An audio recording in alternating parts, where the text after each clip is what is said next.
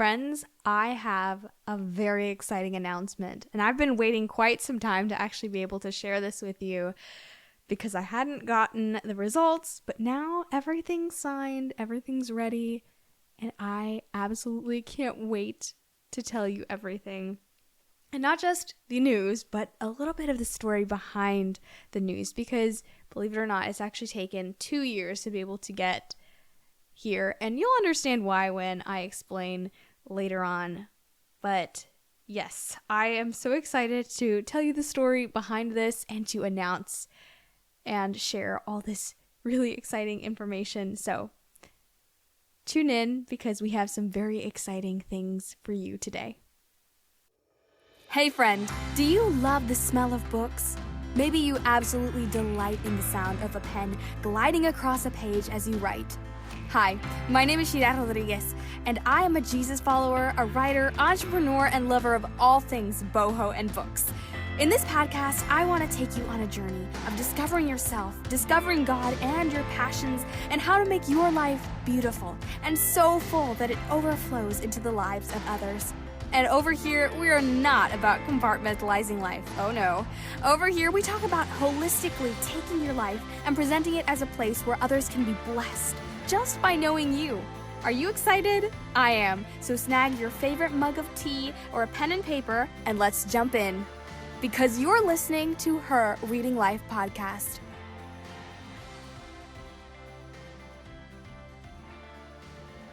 Hey there, friends. Welcome to another episode of Her Reading Life podcast. I am so excited to be back on the podcast again, sharing with you guys. And I'll let you know, this episode today is going to be a lot more, I guess, chaotic because I'm not going to edit it as much as I normally do. I'm going to just make it very raw, very real.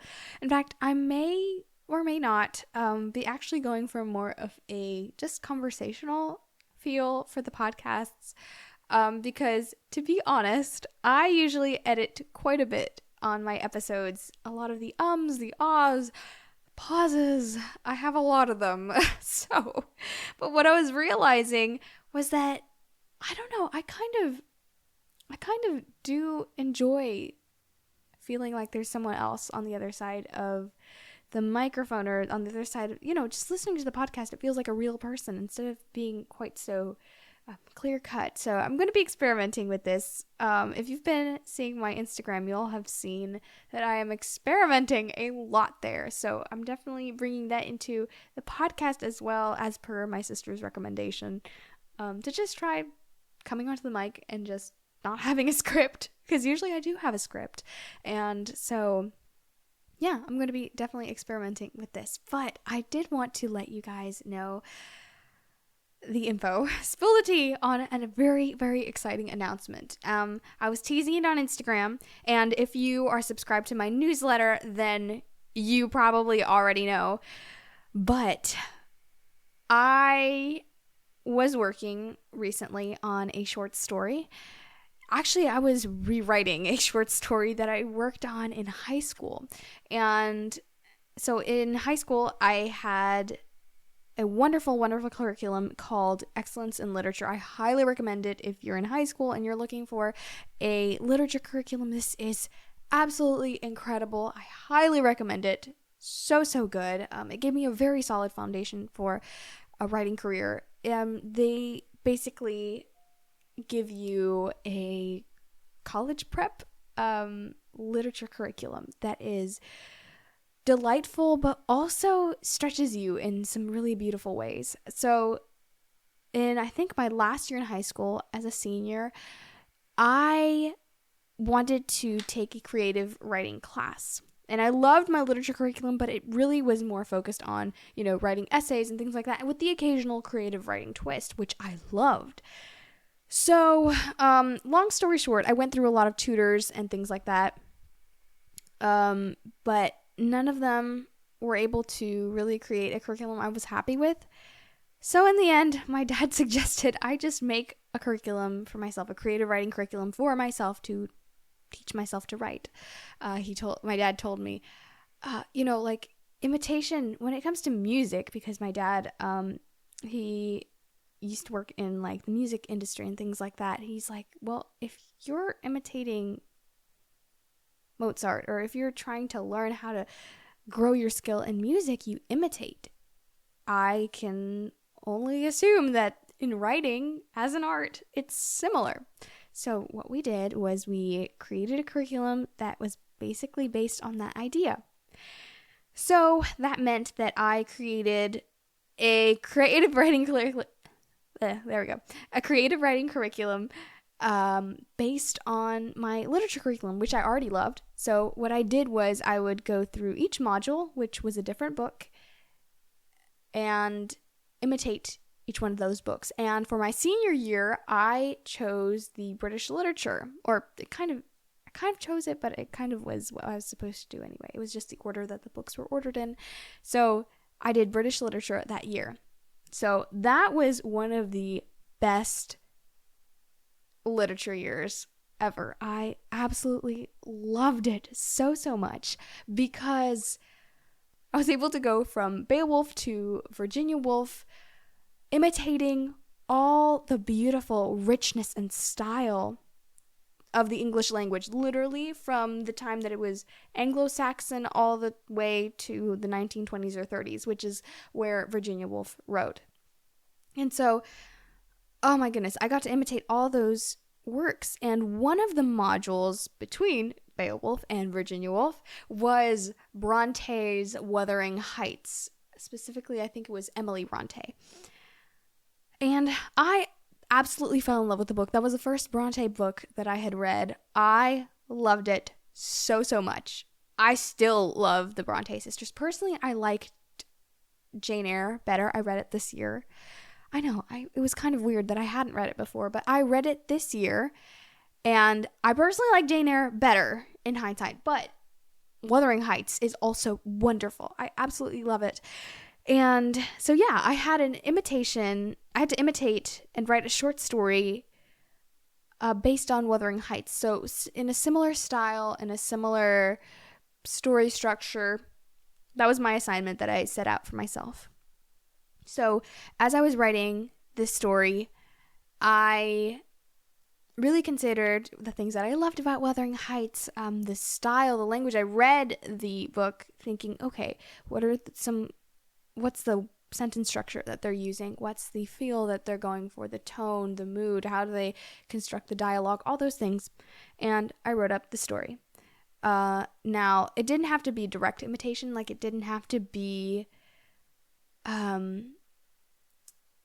strictly another added scene or like a deleted scene kind of feel.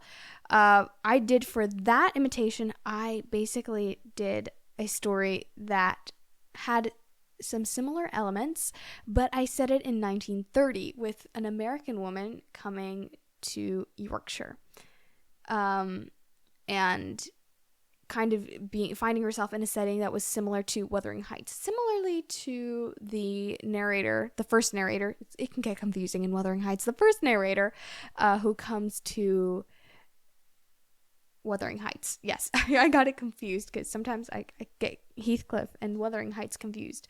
But Wuthering Heights is the house. For those of you who don't know, Wuthering Heights is the name of the house. So the book is based after the house, and then Heathcliff is, I guess, the villain main character. I don't know. It's really interesting. I highly recommend it. I should actually do maybe like a podcast episode talking about Wuthering Heights, because it is a challenging book. Not gonna lie, it's confusing. It can be difficult to read, but there is so much beauty in it. And if you know how to read it, it's an incredible story. It really, really is. And it shows you how to create a very dark story with a light and hope, and how to write hope at the end, even in the middle of a lot of darkness, and how to tell, I guess, a story of a fall from grace. Sort of.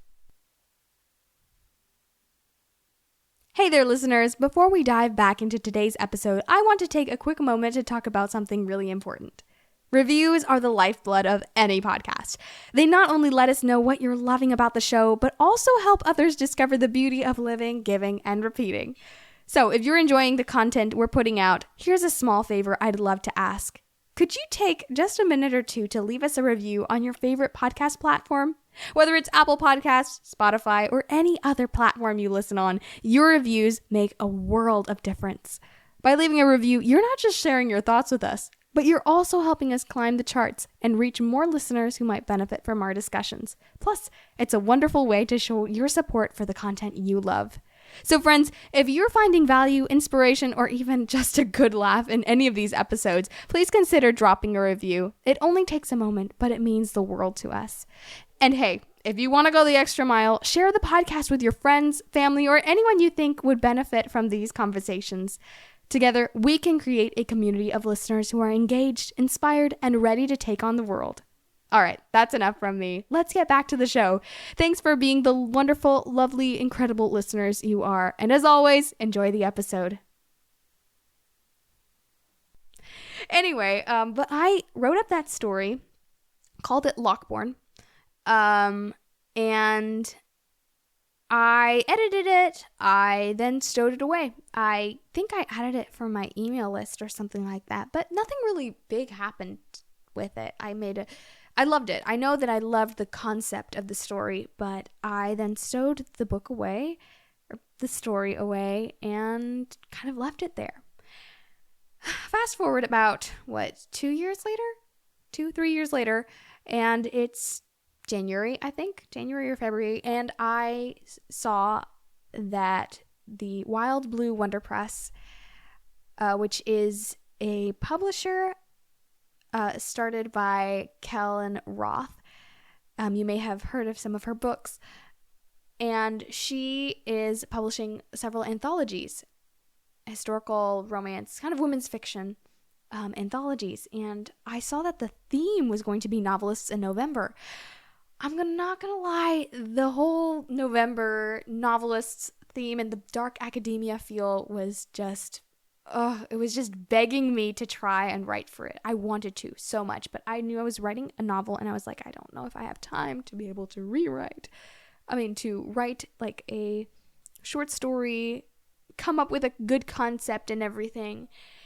But I stowed it in the back of my mind. Again, there's going to be a lot of back of my minds and stowing things away in this story. But when I thought about it a little bit more, I realized, wait a minute, I have this old story from high school that I could just take and reshape and refurbish and kind of upcycle.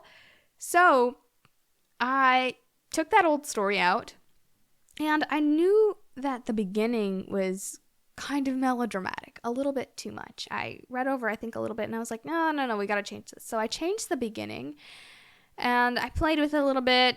Didn't like how it was quite sounding yet, so I stowed it away again. And then as the months went by, I kind of started realizing that maybe there was another way to play the story, because it did have to do with death and with someone facing death.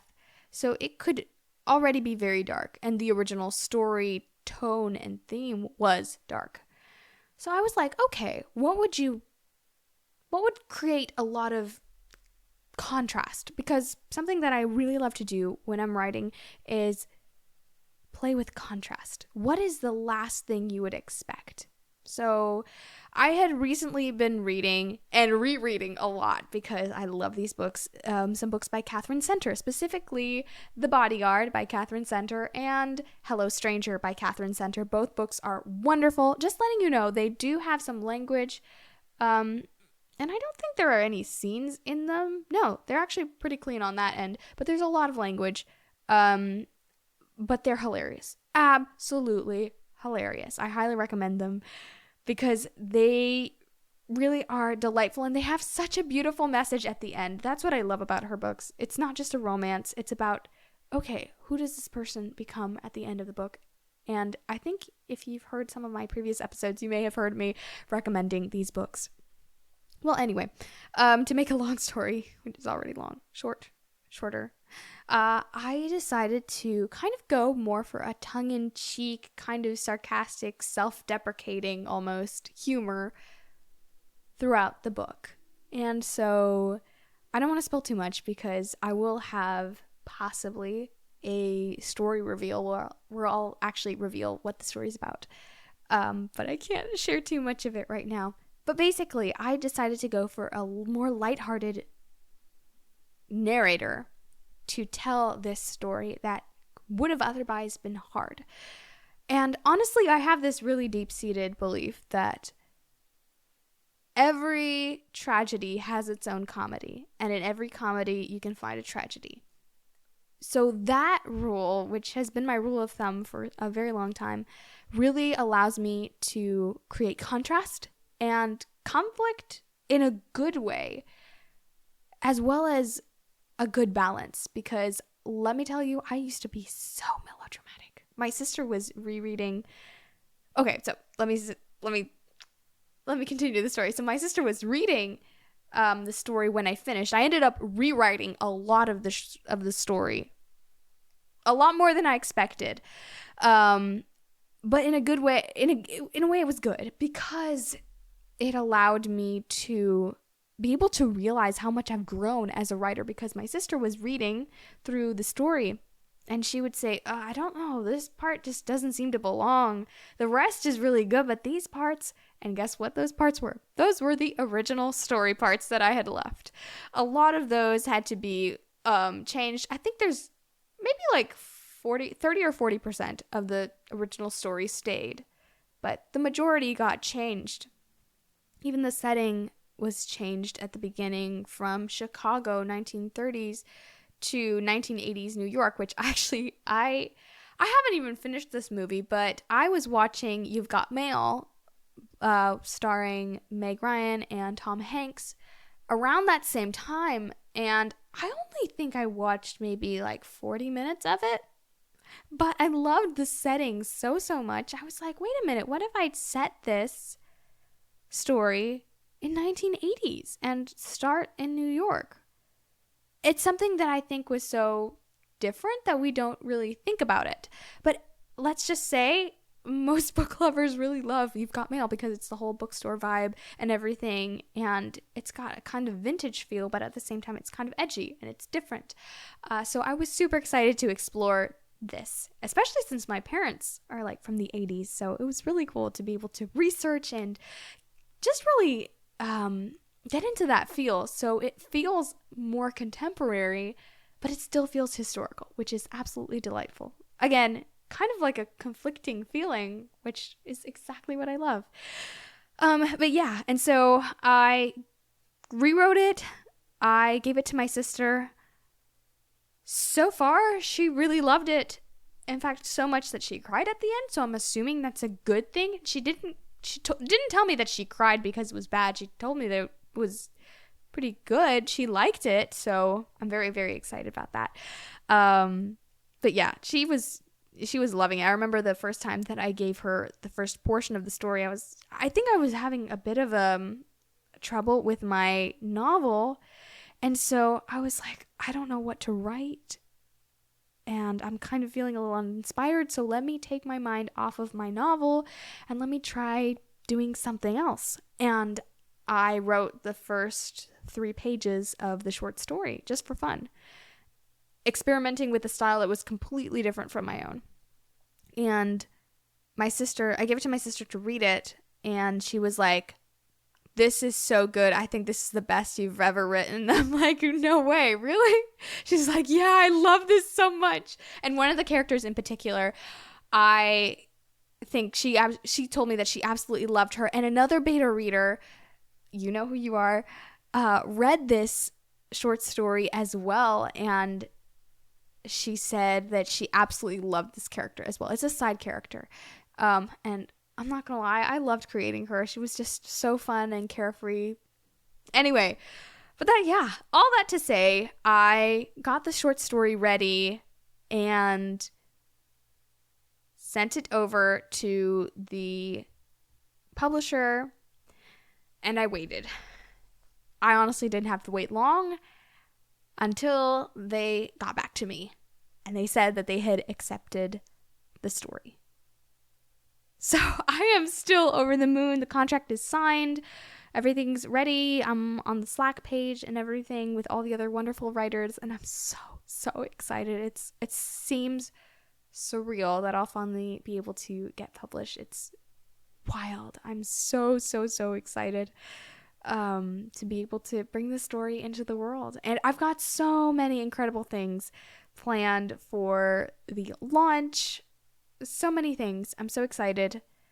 But yeah, I will definitely let you guys know. I'm also, something else that I wanted to let you guys know of is that I am also going to be documenting my journey as I create this anthology, so the whole process behind it and everything, because I know that I would have loved to be able to see the process and the brainstorming and just all the things that go behind creating an anthology. So I'm going to be documenting them as best as I can, the writing process, the editing process, all this good stuff, so that you can really follow along on this journey until we get to publish this novel or anthology. I'm so excited. And if you would like to get these updates, I'm actually going to be sending the reels, because they're going to be Instagram reels, but I'm going to be sending them through the email list first. So if you want to get first access to these videos, sign up onto my email list so that you get notified every time I release a new one, and you're going to get first access to them before you even get to see them on Instagram. So definitely sign up on my link. You can go to bio.site/Shira J. Rodriguez. That's bio.site/Shira J. Rodriguez to sign up. I have an email list link there, as well as in the description box below. I have all the info down there. So yes, that is a lot of the exciting news for the anthology. Hopefully this was fun and interesting, and you were able to learn more about writing and the writing process. But yeah, let me know if you enjoyed this new format, because I definitely enjoyed this. I actually love just being able to chat with you guys. So yeah, I hope that you guys have a lovely day, and until next time, continue to live, give, and repeat. Yay! You did it! I'm giving you a lovely big virtual hug because you just finished another episode of Her Reading Life podcast. If you'd like to access all the wonderful links I mentioned in this episode, visit my website at bio.site/Shira J. Rodriguez. That's bio.site/Shira J. Rodriguez. There, you can access my blog posts, resources, and so much more. Also, check out my Instagram page for more inspirational content, and join my email list for insider secrets and exclusive updates on special events. The links are in the description box below.